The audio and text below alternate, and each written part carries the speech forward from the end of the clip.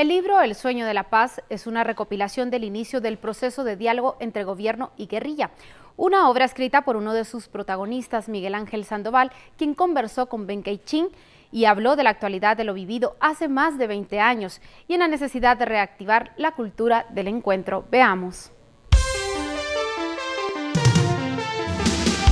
Así nos encontramos en la Feria del Libro para hablar de un momento importante en la historia de Guatemala, como el inicio del diálogo entre el ejército y la guerrilla. Relatos que se recogen en el libro El sueño de la paz de FG Editores, un libro escrito por Miguel Ángel Sandoval. ¿Y quién mejor que el autor para platicar del tema? Don Miguel Ángel, un gusto tenerlo por acá. Cuéntenos, ¿qué nos motiva o qué le motiva a usted a escribir sobre esos años y sobre el inicio del proceso? Mira, el interés fundamental es que había que hacer énfasis en que el proceso de la construcción de la paz en Guatemala es algo de muchos años, es algo de muchos actores, es un proceso en donde decenas de gentes dieron lo mejor de sí para que en Guatemala pudiéramos vivir en paz. Y me parece que todo ese esfuerzo se está olvidando. Esa es la motivación principal para escribir sobre un tema tan complejo como es la construcción de la paz en Guatemala. ¿Cómo fue el proceso de recolectar todos estos datos y estas memorias de hace tantos años?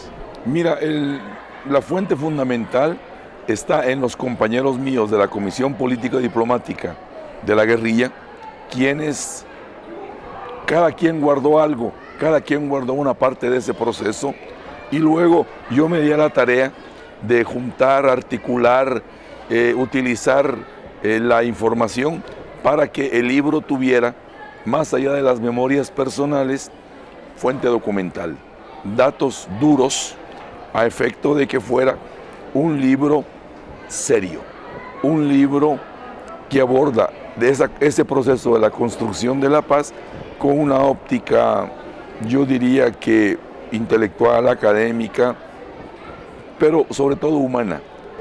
¿Cree usted que ya se habían olvidado estos esfuerzos que desembocaron en la firma de la paz? Mira, uno de los primeros es que para los que firmaron la paz el 29 de diciembre no existió todo lo que yo relato, no saben. Para los que firmaron la paz el 29 de diciembre, lo que yo estoy diciendo ahora es una novedad.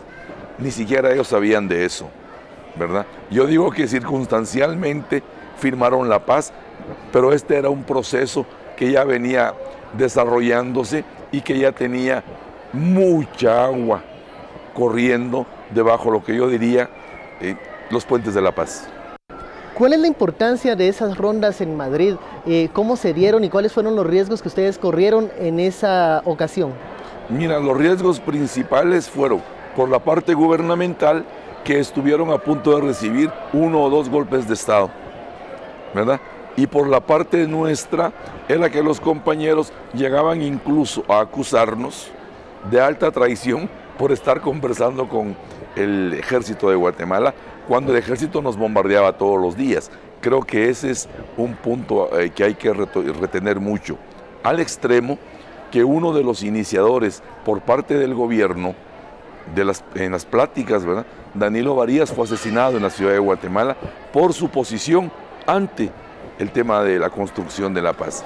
Al parecer los sectores más duros eran los que se oponían a este inicio de las rondas. Usted lo relata con el hecho de que incluso la Cámara Empresarial se opuso en su momento y sacó protestas justo en el momento en el que estaban las rondas de conversación. El día que inició la primera reunión en Madrid, ese mismo día, con diferencia de horario, el CACIF en Guatemala estaba lanzando un paro patronal que en el fondo se oponía a la negociación de paz que se iniciaba en ese momento. Y poquitito después hubo varios intentos de golpe de Estado, algunos de ellos, ¿verdad?, llevaron tanques a la calle, pues, y obligaron entonces a Vinicio Cerezo a limitar, a disminuir los intentos por construir junto con nosotros ese proceso de paz. Lo interrumpo un momento, Miguel Ángel, y vamos a una pausa para seguir conversando sobre este libro y sobre esos momentos históricos. Volvemos a estudio. Así es momento de ir a otra pausa comercial, pero al regresar no se pierda la parte final de esta entrevista con Miguel Ángel Sandoval, autor del libro El sueño de la paz. Ya volvemos.